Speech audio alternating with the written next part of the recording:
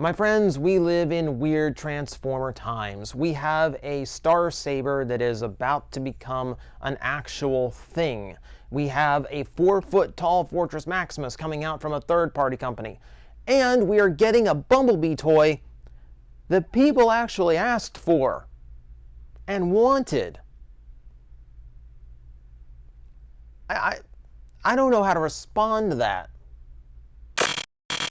Warning, this video is intended for adult collectors. It contains plastic collectibles, questionable opinions, and the guy who should be working on Plastic Addict. Incoming random review in 3, 2, 1. Before I begin, thank you very much to Banano. I love that name. Banano for following me over at patreon.com/TJOmega and pitching in just a little bit to help keep the channel going. Every little bit is very appreciated. Thank you very much. We're going to be talking about something interesting because we're going to be talking about a toy from the Buzzworthy Bumblebee line, which is all about not even repaints, but just like straight reissues of past Bumblebee figures or Bumblebee related figures. But this one is different because it is a very rare original mold from the toy line, and it's one that we expected to get like 2 years ago and did not happen. Well, now it has happened. Ladies and gentlemen, we have Origins Bumblebee, the very first Bumblebee we ever saw in his original flying saucer mode. You see, when they announced Siege, and they said, we're going to be doing Cybertronian vehicles, and you know, like the Bumblebee and Wheeljack you saw in the original episodes, those could actually be toys now. That was actually kind of exciting. And when they did something akin to the Tetra Jet for the Seekers, I got more excited. Like, okay, if they're doing the Tetra Jets, obviously they're going to be doing the only other 2 transformations we saw in the first episode. No, I'm not counting Soundwave as a lamp. But we were excited because we were going to get that Wheeljack and we were going to get that Bumblebee, and then it didn't happen. And then the Bumblebee we got was the Volkswagen, which might be the one time we're disappointed to see the Volkswagen Bumblebee because we're kind of still waiting for the one they said we were going to get. Well, it's taken a while, and it takes a subline to get it to us. But join me as we discuss Origins Bumblebee, the very first look at Bumblebee we ever had. He is done up in a very sleek and smooth flying car mode, just like we saw in the original cartoon. Now, he is a little bit narrower than most of the scenes. However, I have seen scenes in that episode, there are little clips, where, especially if you see him from the top down, this looks absolutely correct. This looks like it's exactly the right proportions. And that's fine. That's fine by me. He looks correct. We're going to say that. He looks correct. Something that I'm not sure comes across very well on the camera, but you can see it in person, is how many different shades of yellow we've got going on here, because Hasbro continues to do this thing, man. When Hasbro tries to color match between different types of plastic, and when they try to color match paint on top of clear plastic to match the actual like solid plastic, never quite works. They never quite get it right. And especially on something like this, where it's blue translucent plastic and the yellow has to actually match it. So I don't know why. I don't know why Hasbro's never quite figured out how to get the balance correct. But it does mean that the toy looks a little bit too broken up in person because there's so many different shades of yellow going on. And I do admit the lighting in this place is a little bit too warm. I've been trying to adjust for that, and it's been tricky. I'm working on it. But so it looks a little bit more solid and a little bit more orange. I'll try to color correct it later on, so maybe it won't be so bad. But we're here to discuss the actual physical side of it, and that actually looks really nice. He is exceptionally sleek. I do admit he's got a lot of panels going on, so there's some tolerance issues. Much as I try, I cannot get this panel to fold flush no matter how I arrange the robot mode parts. It's always bugging me. Always bugging me. Underneath, you can see just how scrunched up the robot is. We are going to admit this is a shell former of the highest caliber. However, we're also going to realize there is no other way to do this toy. It is literally impossible to come up with this vehicle mode and still make it look like Bumblebee in robot mode and not have it completely comprised of shells. So we're giving it a pass. And we're going to give it a pass because it actually has some redeeming qualities as a shell former. Before we get to that, we do make note there are 3 5mm ports on the top, so you can arm him up exceptionally well. You see the 3mm port down there. You can attach to a flight stand so he can hover around. You can even use his exposed hands here for more 5mm ports if you need something to prop him up or want to arm him up from the bottom. That's entirely up to you. He does come with a gun that can fit on the top, so he can have some bit of armament right out of the package. He comes with this too. He comes with a jetpack, so you can super speed your flying car. Of course, if you're imagining having a flying car that isn't fast enough, that it also needs a jetpack to go faster, you're not using your imagination well. It's your flying car and go as fast as you want. Don't let your imagination hold your imagination back. So, I guess with that, we just go to the robot mode and we see what else this thing can do. Because I will admit, this is a very small figure, so, paying up $20, $22, depending on what your target wants to do that week, it gets a little bit rough. Okay, so I'm going to start. How do I start with this guy? So I'm going to try and get the legs out first, which is going to involve breaking a few panels here at the top, especially these here at the back that are pegged together. And come on. It's actually being a lot more stubborn than usual. All right, let me get these out of the way. So there's going to be a lot of panels to fold out. There's going to be a lot of things to flip around. So expect a whole bunch of alternate ways of doing this. All right, so getting the legs stretched out like so. Oh, that's what happens when the That's what happens when the peg holds a little bit too tight. Okay, I haven't had to do that before. Okay, reset. Do it again. Nothing broken. Don't worry. All right. So with the legs folded out like so, let's go ahead and figure out what these legs are going to be doing. So, like I said, a lot of panels to go on here. First off, we're going to fold the ankle out so we have a lot more room here. And they're just going to start folding things up. This panel has a tab in the back of the leg that it closes up to. This is going to double hinge over here to the side. And then we're going to put that ankle back like so. All right, so we go over here and we repeat the exact same process. Go through it a little bit faster. So he's going to end up with a lot of shell hanging off of him in the robot mode. But there's ways of, he makes up for that. He makes up for that. So with that out of the way, I'm going to get his arms folded out. I can't fold them all the way back yet, but we're getting close. I'm going to go ahead and fold this compartment down, and it's going to fold up into his chest like so. The back shell, I'm going to unclip and double hinge up like so. I need this to fold down and this to rotate 180 degrees at the waist. So get this to fold like that, double it up so it fits flush to his back. Flip out his hands. These are buried in there. Do I have the thumbnails to get them out today? Yes, I do. Excellent. Close up the chest folds like that. And that is going to give you your tiny little Bumblebee in his robot mode. It is, admittedly, a tricky transformation because of how many panels are going on here. And of course, panel forming.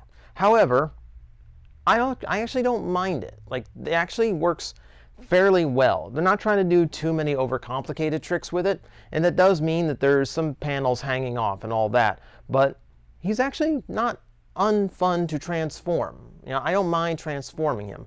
So we'll take it as is. We'll take it as is, especially because of what we got as a result. There is actually a huge advantage to actually part forming this figure. Well, not part forming, but panel forming. The result is a Bumblebee that looks surprisingly cartoon accurate in his shapes and his proportions, the likes of which we haven't really gotten in a transforming figure before outside of the Masterpiece 2.0. The advantage here is that when you have the Netflix Bumblebee, for instance, he's a straight-up Volkswagen Beetle, so he still has that pot belly thing from the original toy going on.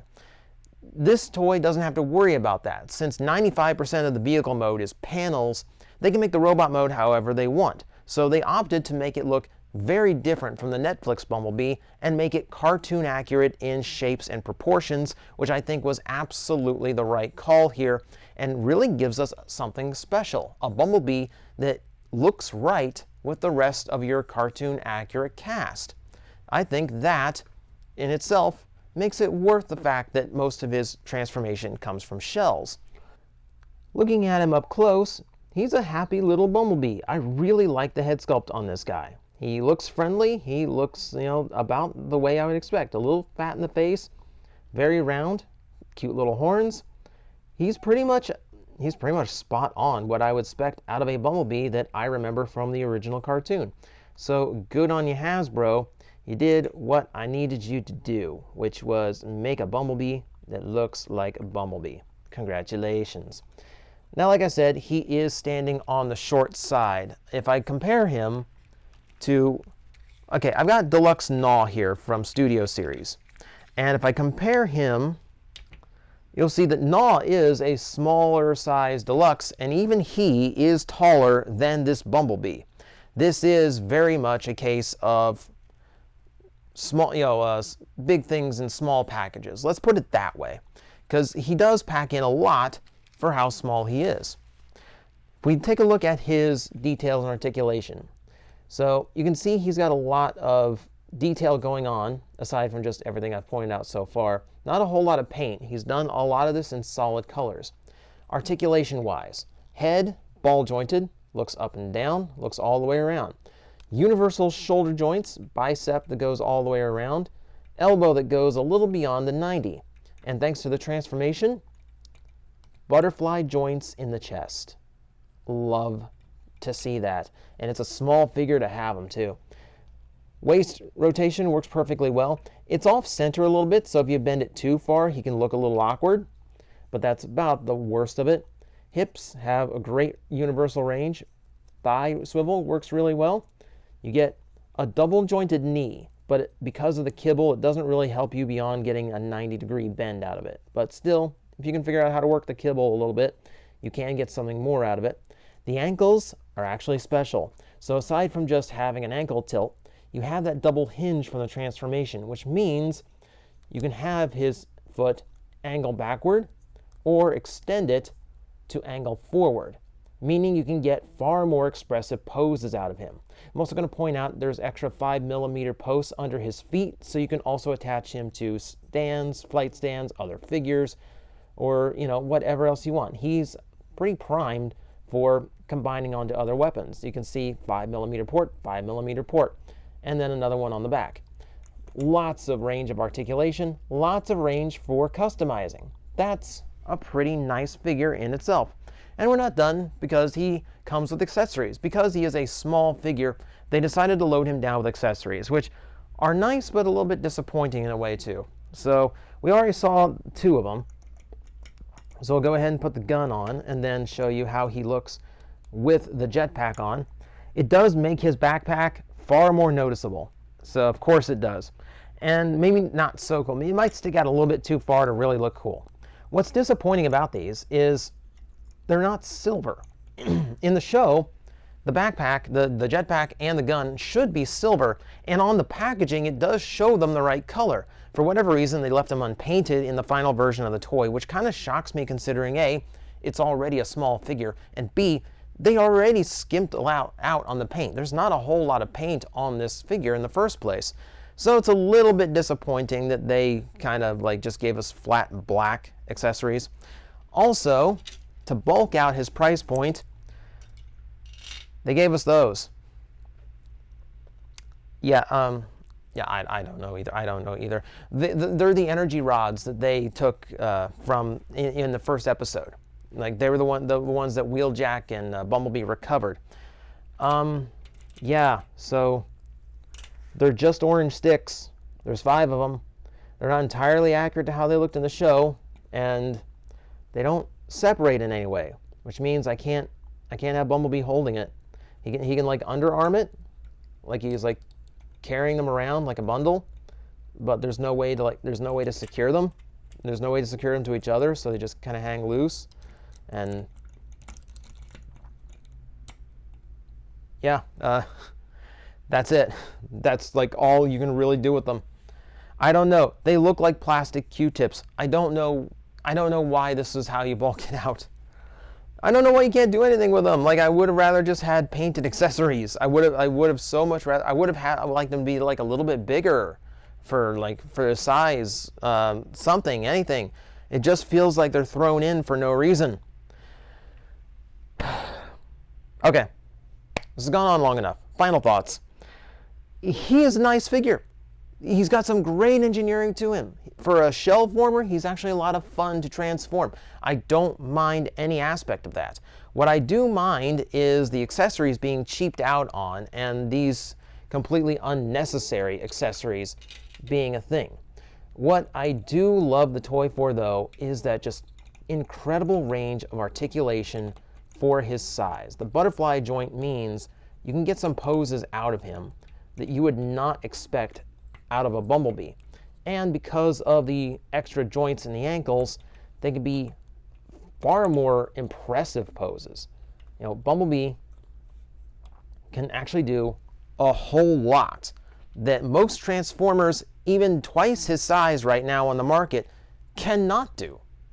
And it kind of sets a precedent that if they can make a small figure with this much articulation, I'd really wonder why all the bigger figures aren't getting articulation this good. So, those are my thoughts on Origin Bumblebee.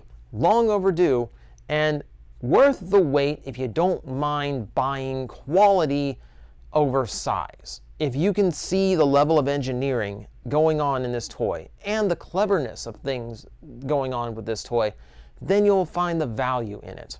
If you appreciate a high articulation figure, you will find the value in it. If you're just looking at the size, or if you're looking at the transformation engineering, you're going to be disappointed at the price point. Maybe see if it goes on sale at some point.